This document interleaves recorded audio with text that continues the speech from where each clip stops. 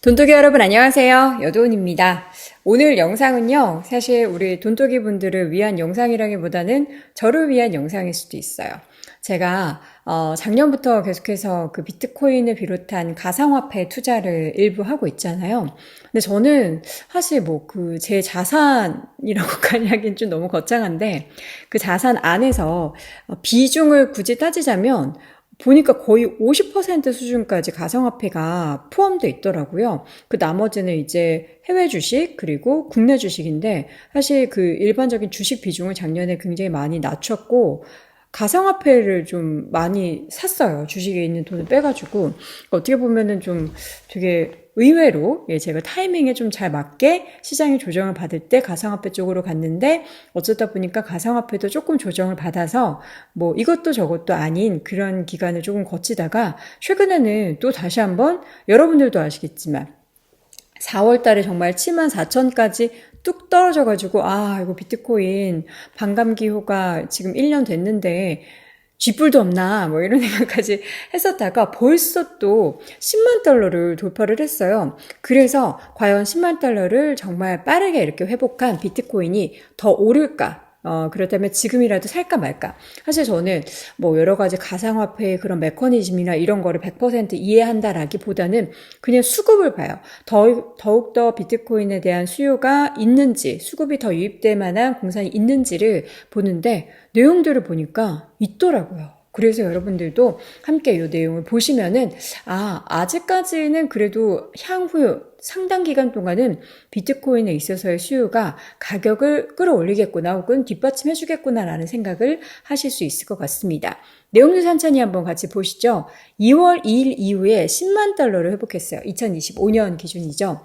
비트코인이 최근에 왜 올랐나? 뭐 간단하게 보자면 상하 아니고 상호 관세 리스크가 완화되면서 뭐 이에 따른 시장의 반대. 사실 얼마 전에 FOMC에서 금리 동결했고 금리 동결 기조가 계속해서 향후에 상당 기간 동안 그러니까 거의 뭐 한 2분기에는 금리 인하하기 좀 어려운 그런 상황이잖아요. 그래서 비트코인도 그 금리 인하에 대한 가능성이 뚝뚝 떨어지자 같이 좀 빠지긴 했는데 최근에 시장을 좀 가장 힘들게 했었던 그 관세 부분의 리스크가 좀 완화됐다. 그러면서 바로 10만 달러를 돌파를 했고 유동성도 계속해서 지금 시장에서 풀리고 있는 그런 상황이라고 해요. 그래서 그 풀린 유동성이 뭐 주식이나 채권 시장뿐만 아니라 비트코인 시장에도 온다. 그리고 여기에 더하기 스태그플레이션, 물가는 계속 올라가는데 경기가 좀 좋지 않은 그런 상황 속에서 디지털 안전자산의 수요가 지금 증가하고 있다. 뭐 다양한 요인들 중에서 크게 이렇게 꼽을 수 있겠고요. 이 유동성 효과나 수요에 대한 얘기는 조금 더 오늘 자세하게 나눠보려고 합니다.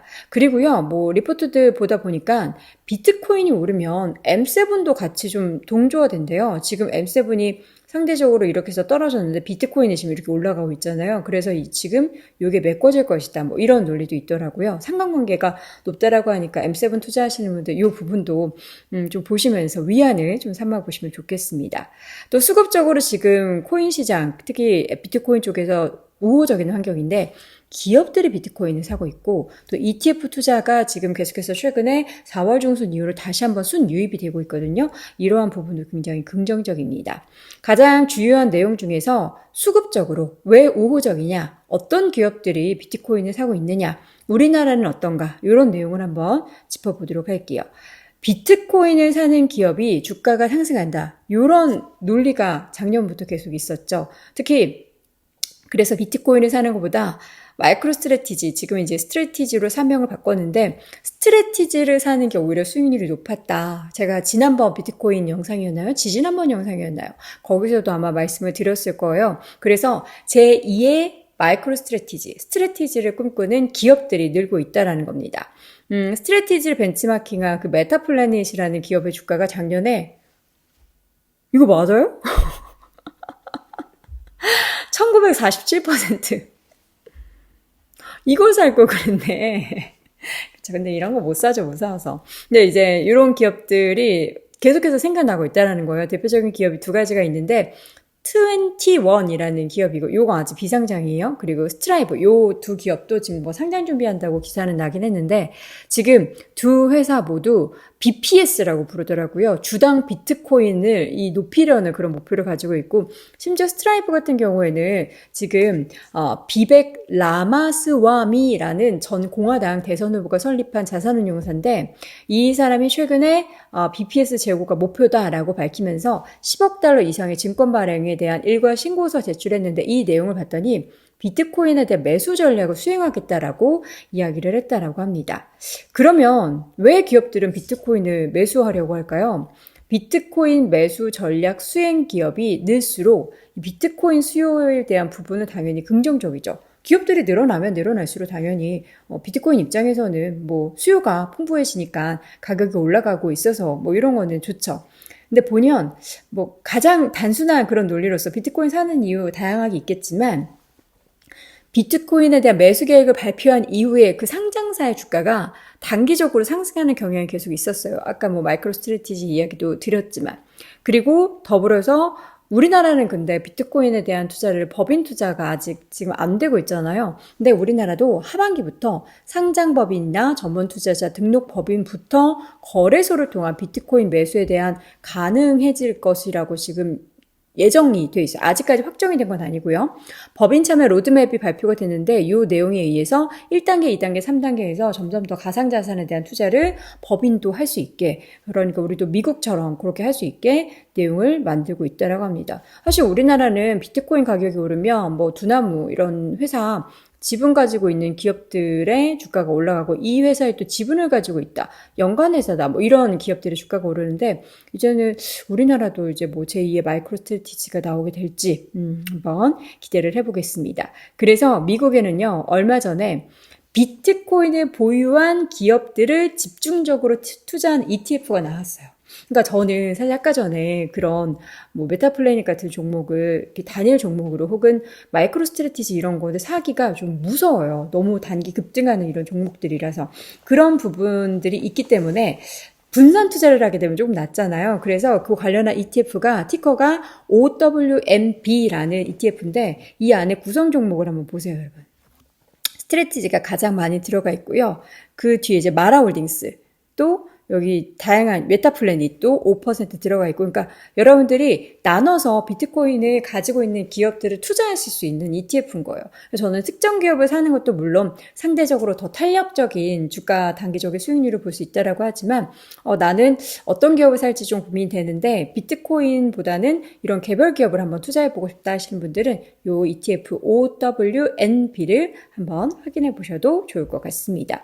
보니까 지난 3월에 상장했거든요. 주가가 지금 계속해서 오르고 있어요. 지금 보니까 상장 당시 대비해서 23% 수익률을 기록하고 있다라고 합니다.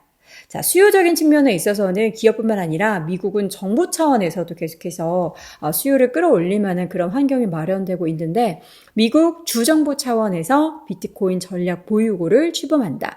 미국의 뉴햄프셔주와 애리조나주에서 주정부 차원에서 비트코인 투자를 가능하게 하는 법안이 통과가 됐는데, 특히 뉴햄프셔주에서는 공적 자금을 비트코인에 투자하는 것까지 가능해진다. 지금 이미 위스콘신이나 뭐 미시건주 이쪽 연기금에서는 비트코인 현물 ETF에 투자한 바가 있는데요. 점점 더 주정부 단위로서도 이런 비트코인에 투자하는 것을 가능하게 만드는 그런 환경이 마련되고 있고요. 더불어서 우리나라도 보자면 지금 이제 6월에 대선을 앞두고 표심을 자극하기 위한 우리 코인 투자하시는 분들이 굉장히 많다 보니까 또 관련한 정책이 지금 굉장히 많이 제한적이잖아요. 그래서 그것을 좀 풀어주려는 그런 움직임들이 많은데, 여기에서 더하기 비트코인 현물 ETF가 우리나라에도 출시가 될 가능성에 대해서도 기대감을 일부 가지고 있습니다. 물론 이게 이제 ETF 출시된다고 해서 6월 이후에 바로 7월 뿅 이렇게 상장될 수는 없겠죠. 관련 법안 뭐 통과와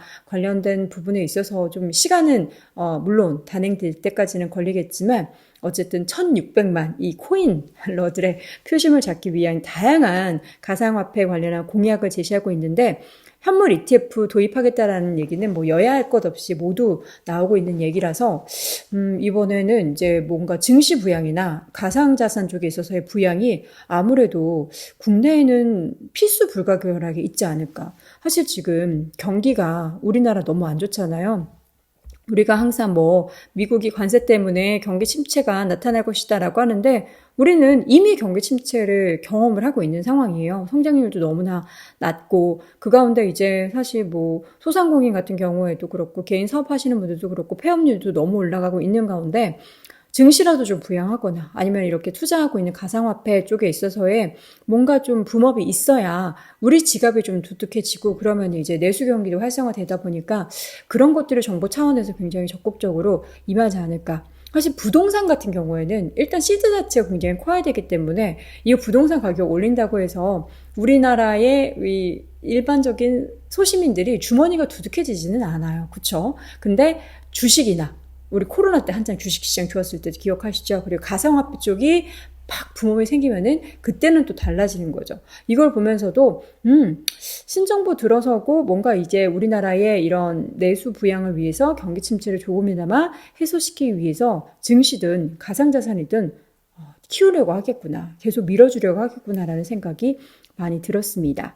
4월 중순 이후에 제가 아까 이제 현물 ETF, 미국에 상장된 그 현물 ETF로 자금의 순유입이 발생했다라고 말씀드렸잖아요. 사실 지난 봄부터 4월까지는 계속해서 순유출이 발생을 했어요. 그러다가 4월 18일 이후에 이때부터 보면은 가상화폐 가격, 특히 비트코인 가격이 뿅 하고 올라가기 시작하거든요. 제가 좀 이따 차트 보여드릴 건데 그때부터 보면은 ETF 쪽에 있어서의 자금 유입이 활발하게 이루어지고 있다라는 겁니다. 다가올 비트코인 관련한 이슈 몇 가지 좀 정리해 볼게요. 캐나다의 블록체인 관련한 상장사 갤럭시 디지털 티커 GLXY가 나스닥에 상장될 예정이고요.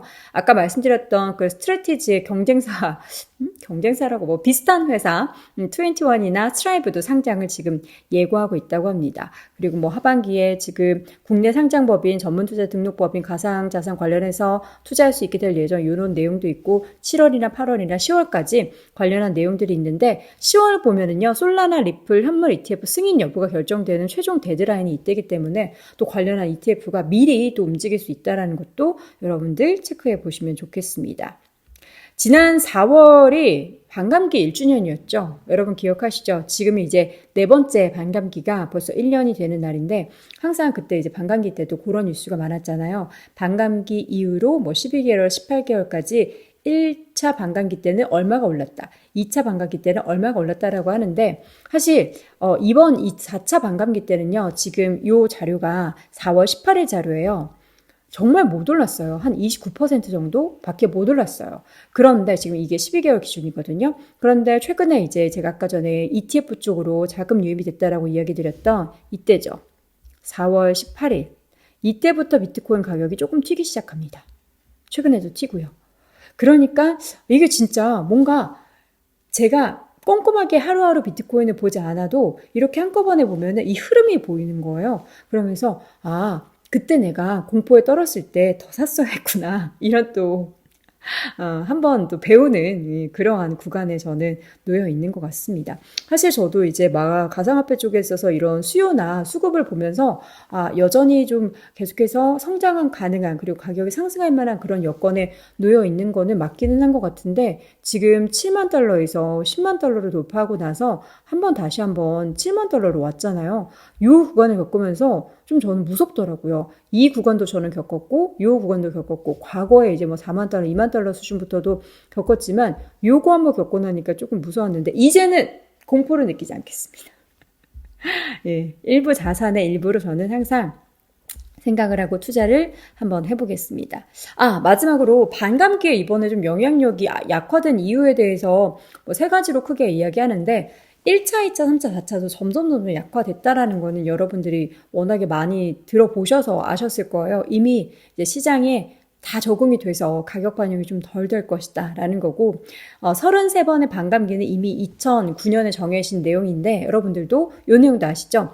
약 4년 주기로 반감기가 33번 발생하는 거 비트코인 탄생 시점부터 이미 정해놨던 거죠. 그래서 시장이 이미 이것을 다 반영했을 수도 있다. 그 무섭다는 선반영일 수도 있다라는 거고 반감기로 인한 비트코인 공급 감소의 효과가 약해지고 있다라는 거. 그러니까 수요가 지금 계속해서 유입이 되고 있다라고 해도 공급 쪽에 있어서의 감소의 그 효과 자체가 약해지는 게 이번 4차 반감기 때 조금 덜 오를 수밖에 없는 그런 상황이었다. 라고도 얘기하고요. 그 밖에도 뭐 다양한 요인들이 있었죠. 단기간에 좀 올랐던 부분도 있었고, 그리고 지금 연초부터 계속해서 트럼프 행정부 들어서고 나서 금리 인하 부분에 있어서의 흐름도 홀드가 됐기 때문에 또 아무래도 비트코인 쪽에 가상화폐 쪽에는 그렇게 좋은 환경은 아니었던 것 같습니다. 근데 앞으로 보면은 기업도 그렇고 정부도 그렇고 이게 뭔가 수요를 촉발해 낼 만한 그리고 계속해서 수급이 유입될 만한 그러한 환경은 마련되고 있다는 거는 여러분이 투자하실 때 잊지 마셔야 할 포인트가 되겠습니다. 자, 그럼 이렇게 종종 비트코인 관련한 소식까지 전달 드릴 테니까요. 여러분들 꼭 구독해 주시고요. 제가 요즘에 1분픽, 돈픽 해가지고 쇼츠나 영상을 통해서 정말 온라인 최저가로 좋은 제품들을 선택해서 여러분께 소개해드리고 있거든요. 영상에 제품 링크 함께 확인이 되시면 필요하셨던 물건들 좀 구입하시고 하시면 저의 유튜브 채널 또 운영하는 데도 도움이 되니까 많이들 체크해 주시기 바랍니다. 크게 도움은 안 되는데 그래도 하고 있으니까 호응해 주시면 좋겠습니다. 이런 거 얘기할 때 제일 민망해. 자, 그럼 저는 다음 영상으로 또 돌아올게요. 여러분 고맙습니다.